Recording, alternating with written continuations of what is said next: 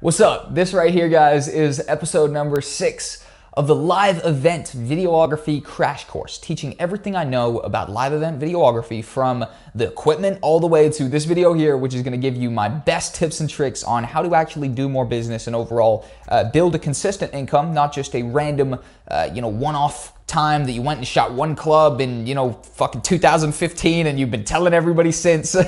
This right here is for real, how you can actually do a lot of business and overall the key things that in retrospect I can actually take from what has built my income into a consistent one from this live event videography thing, which started as just a kind of fun thing that I was doing and actually developed into a job. So let's do it. First off is going to be, at the beginning, you want to take as many jobs as you can, for obvious reasons. You want to be meeting as many people as you can and, just overall putting yourself in that environment as much as possible. I'm going to tell you what happens from just being in the environment of shooting a nightclub and shooting a venue. People come up to you. They are asking for a business card. They're asking for your details. They're, asking about you and stuff like that. And, you can do loads more business by just being at a place which is the environment that you're, supposedly based in, essentially, if you know what I mean. So you as a live event videographer, you want to be in the environment that you're supposed to be in as many times as you can and as much as possible. So ideally,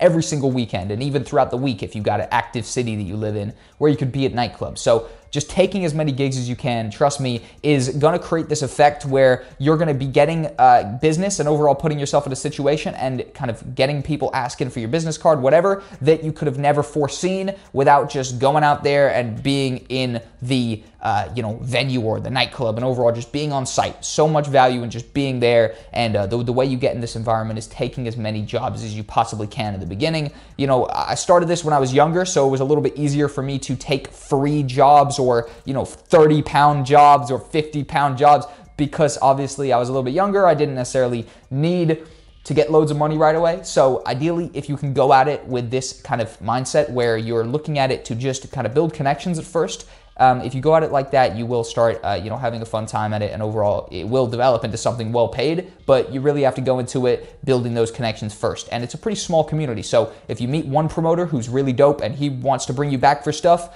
he's probably going to know other promoters which he can, recommend you to and stuff like that. And it's pretty small community of promoters, especially the more local kind of events. But boom. Focus on recurring clients. Focus on recurring clients is my next point, because after you've done as many jobs as possible, the next trend, which I actually focused in on, is who's hosting consistent stuff here, right? So, you want to find somebody who they don't just want one video this weekend and they're going to pride over this video forever and, watch it 100,000 times.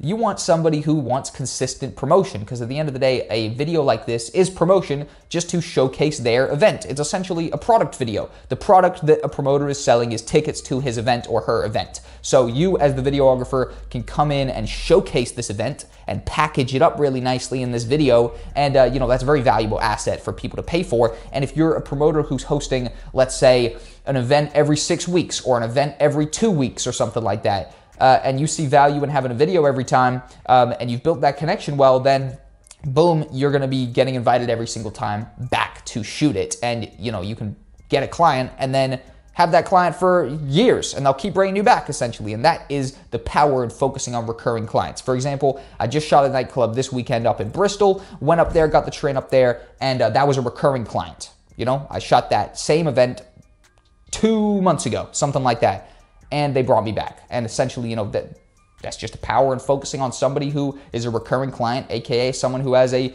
weekly event going on or a monthly event going on or a consistent event, and they see the value in bringing you back every time. And that actually brings me directly into my next point, which is going to be build relationships. Building relationships with these promoters is how you can do business that you could have never foreseen ever doing. That sounds a little bit like a tongue twister. It's not.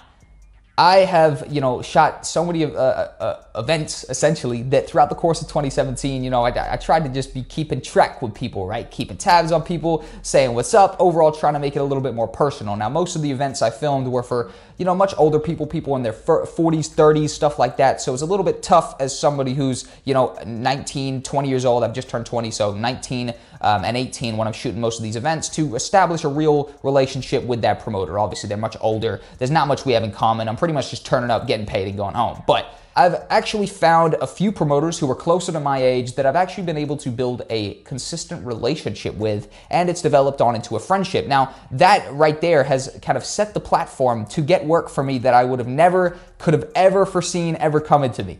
And obviously, you can't kind of base this, you can't predict this happening really, but the way you can predict something like this happening is just by building as many relationships as you possibly can. And then, for example, something that's happened to me is, some of these people who I've actually built relationships with have gone on to get hired into organizations, which have then given me more work. For example, I filmed a club for these two guys, who were a few years older than maybe like 23 or something like that. And I shot this event for them.